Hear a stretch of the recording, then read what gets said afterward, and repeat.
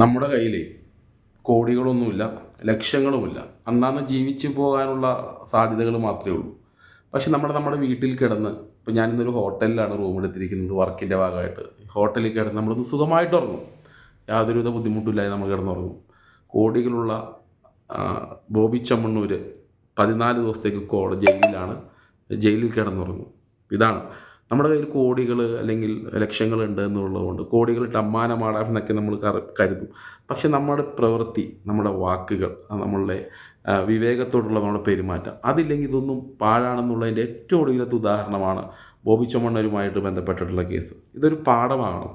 Social മീഡിയയിൽ അനാവശ്യമായിട്ട് എന്താണ് വഷളത്തരങ്ങൾ പറയുന്ന, പോക്കൃത്തരങ്ങൾ കാണിക്കുന്ന എല്ലാവർക്കും ഒരു പാഠമായിട്ട് മാറണം ബോബി ചെമ്മണ്ണൂരുമായി ബന്ധപ്പെട്ടുള്ള കേസ് എന്നുള്ളതാണ്.